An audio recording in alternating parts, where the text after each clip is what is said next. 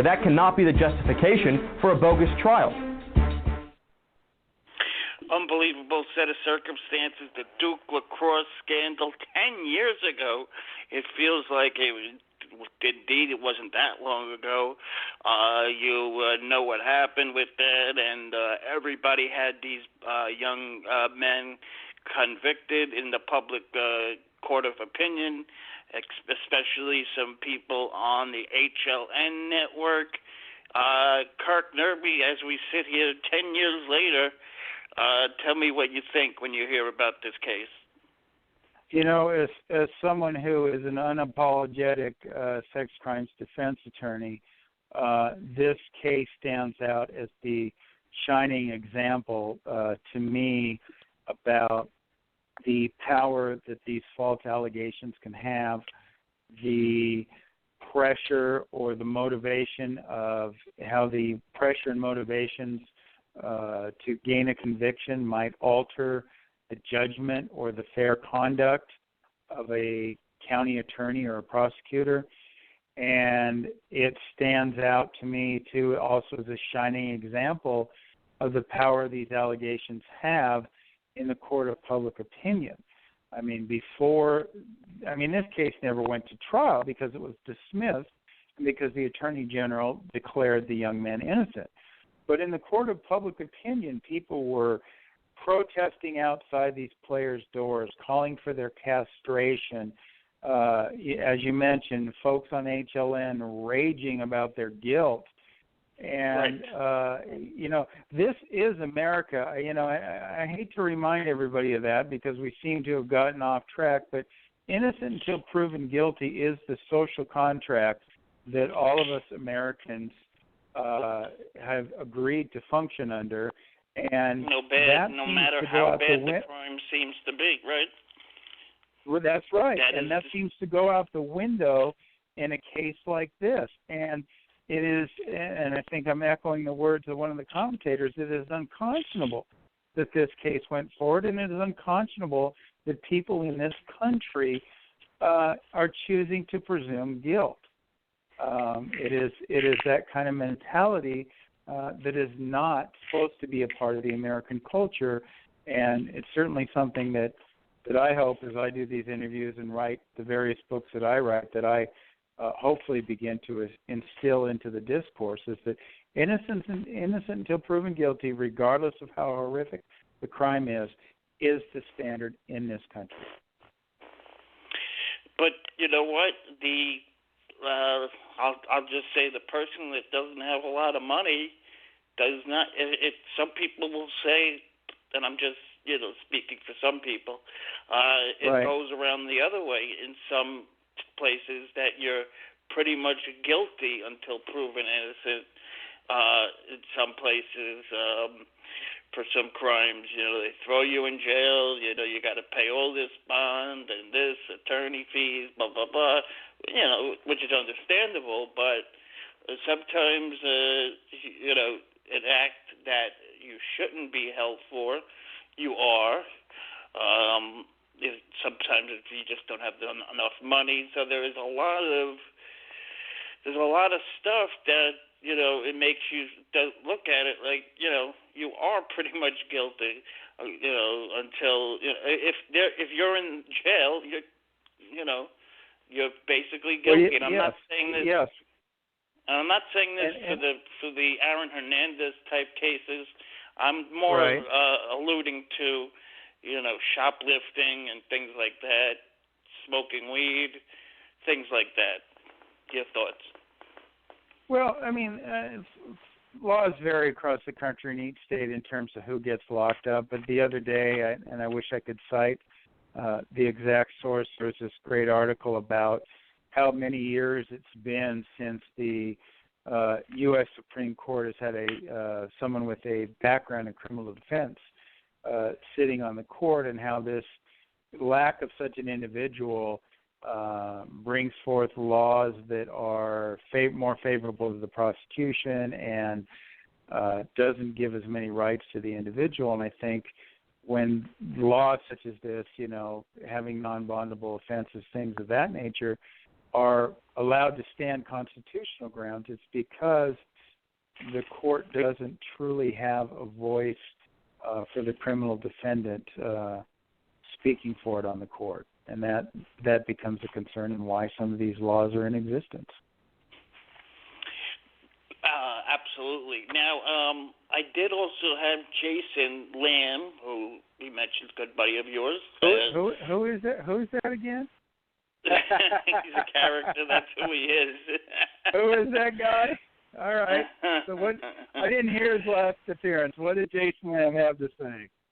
Okay. In regards to a prosecutor writing a book is not the best idea because of all the appellate stuff that might come up. Small chance, but might come up. Your thoughts? Well, without I getting don't, into I don't want to person I'm talking about. Yeah, I don't want to speak, directly to, Mr. Martinez's book, that sort of thing. Yeah, that's what I say his name. I just said the prosecutor. Okay, well, yeah. See now, I'm going to refer back. I feel like this is an encapsulation of my New York Daily News articles, but I wrote another article for the New York Daily News about I think in general there's 3 or 4 out there. Yeah, there's 3 or 4 out there now. There's one waiting to go to print now. But as it relates to the concept of prosecutors writing books, I came out against it in general in the sense that my concern is how does that affect the case? How does that affect charging? I referenced the Casey Anthony case and I referenced the O.J. Simpson case, as a matter of fact. I mean, and in my article I talk about, well, how conscious are these people? You get a sense from being in the trial, how big it is, how popular it is. And was Marcia Clark thinking, oh my goodness, I should prosecute this way because I'll get a better book deal? I'm not saying she thought that, but did that cross her mind? Did it cross her mind how she held her, how she cut her hair, how she styled her hair, how she dressed, whatever the case might be, and ditto with the prosecutor in is Mr. Ashton and Casey Anthony. Did he charge the case a different way? Did he seek the death penalty because he thought that would draw more attention? Now, maybe they didn't. But the reality is personalities, or I should say at least a personality on HLN that said, why aren't the prosecutors going for the death penalty? And it was only maybe 3 days later that it was announced that prosecutors are seeking the death penalty. So do you believe that certain commentators could have effect on the way prosecution goes after the defendant? Well, that's hard to say, and I suppose it would vary. But I guess the point that I was making in my article is that we wouldn't have to question that if prosecutors were restrained from writing books, from profiting personally off their cases. We would never have to answer that question. It may very well be the case that Mr. Ashton and Ms. Clark did not alter how they prosecuted the case because of the media attention. But we would never have to ask if it wasn't there and if the possibility of a book deal wasn't apparent. And a lot of people said, oh, that's hypocritical of you for saying that a defense attorney can write a book. What do you say to those people? I say I'm not a public official. My duty is to my client. My advocacy is to my client. A prosecutor is like any other public official. And would you want public officials to, in essence, act out of motivation of financial gain? Would we want a congressman who is leaving office to cast a vote in favor of a particular oil company with the idea that he will work for that oil company when he gets out of office? No, we wouldn't want that financial motivation. And it's very similar for prosecutors. We should be restraining those individuals from profiting financially off these cases. And Tom Mesereau has been asked to write a book for countless, for a decade now, and he's first considering it now. And he says the reason now is the essence of time is better for a better book and for a better public. For the public, for the better book, now that 10 years has elapsed, where he got that conviction over. He got Michael Jackson acquitted of 14 counts. So, right. Do you see what his point is in waiting for longer dates to possibly come out with a book? Well, certainly, and I think for each author of a book in these cases, they've got to make their own assessment of when it's right for them. I mean, writing a book, as I've experienced, is a very kind of personal experience. You are kind of putting some of yourself out there, and each author is going to decide for themselves when they feel that the time is right for that. Yes, and now getting back to your book, of course, it's available on Amazon. This is one of 3 books, right? Is that the plan? Sir. Or okay. Now you seem to be liking writing. You're writing a little in the Daily News. Could this be like your other gig now? Well, I'm certainly enjoying News. writing. I if somebody would have told me a couple of years ago that I'd be writing for the New York Daily News, I would have thought they were smoking something. But it was a neat opportunity that came up, and I thought I would take it. And yeah, I'm enjoying writing. I'm since I've been in remission with my cancer, I've been back to practicing, and I'm practicing. How's that going, by the way? Good. I'm feeling good.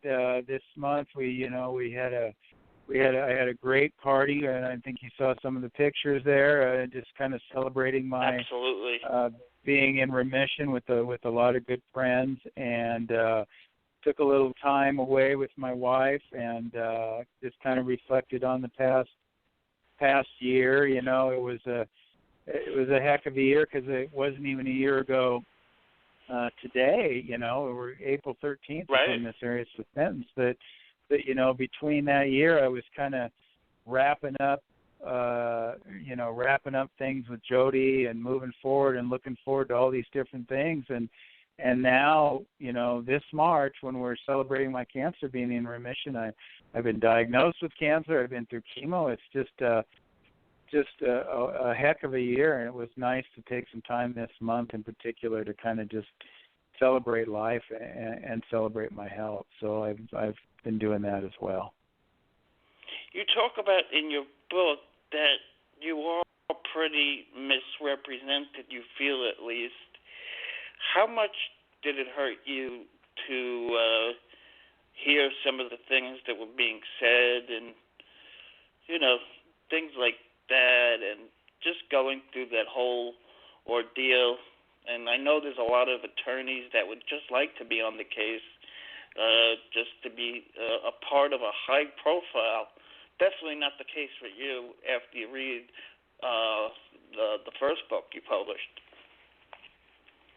Right. I mean, I tend to focus, and I describe in the book, I tend to focus on the things that affected the court trial. I mean, the things that were said that affected the outcome of the trial were what I focused on. I mean, I kind of had a bunker mentality: keep your head down, focus on the job at hand, and things that were being said about me were superfluous to the case and to the outcome of the case. And so, look, will that did that damage my career? Who knows? I don't know. It's those lawyers that wished on the case. It's kind of they don't realize it's probably a double-edged sword. But I'm working on putting that in the past.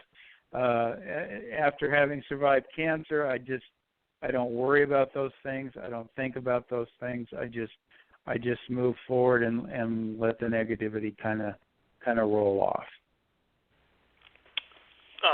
Absolutely, and that definitely probably feels good to the new parties and things you're more comfortable with, and that's one hell of a feeling. I